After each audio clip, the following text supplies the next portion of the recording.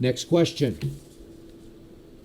This is Marty from Bentonville, Arkansas. Do you ever get, during commercial breaks, texts on Undisputed from friends or sources that are responding to what you said on air? Now, that is an intriguing question. Yes, I do. I often hear from my brother, and he is my brother, Lil Wayne, often. But it's usually when he's angry with me, flat out mad at me, over something I've said about Aaron Rodgers and his Packers. And then all of a sudden, he goes psycho to me, and I look at the text and I think, where did this come from? Who is this? He's writing to me like I'm somebody else on TV and not a very close friend of his. He's writing to me like I'm that talking head on his big screen TV instead of me. Wayne, it's me. I'm that guy. And he's blasting me like I'm some figure on television that he despises at that moment because I said something wrong about Aaron Rodgers.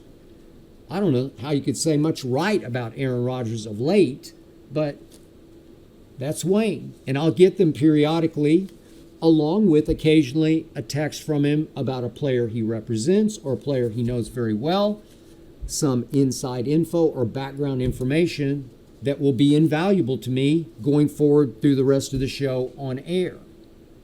I do occasionally hear from ex-players I've known, coaches, agents, executives.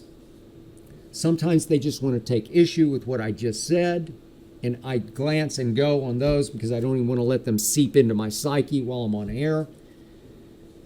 Sometimes they agree, and sometimes they pass along some info that I choose to use or not use, and I just barely touch it and go because I don't have that much time because I'm prepping. I'm going over my notes, obviously, for the next debate with Shannon, so I don't have that much time. But something did happen here recently, the day after the NFL draft.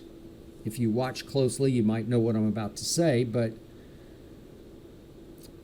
I had just gone off on my Dallas Cowboys, live on Undisputed, in what we call our B block, our second topic of the day.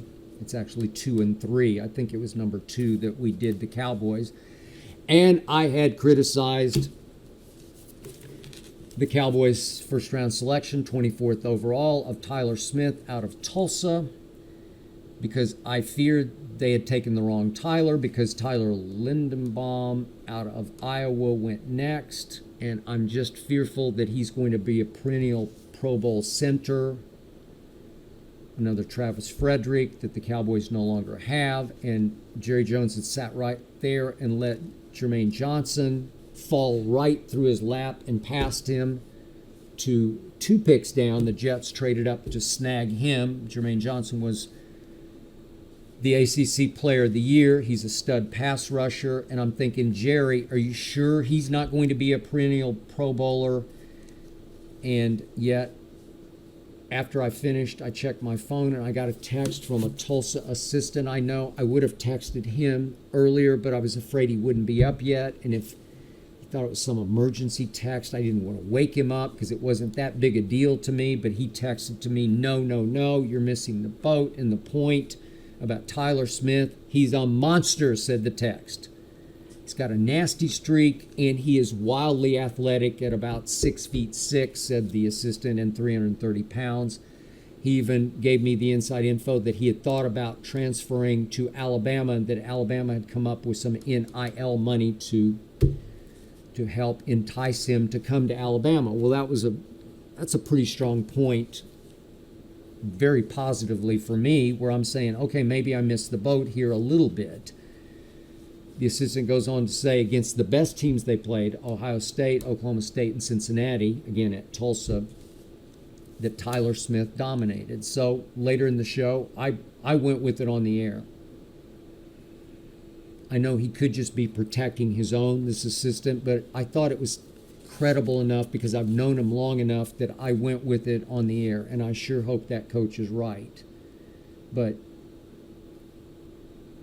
all I know for sure is that my Dallas Cowboys led the NFL in penalties. My Dallas Cowboys set a playoff franchise record for penalties in their playoff loss to San Francisco. And at number 24 in the first round, they drafted Tyler Smith, who led all of college football in penalties with 16. That, to me, in the end, is a Saturday Night Live skit. That's what that is. I hope you enjoyed that video.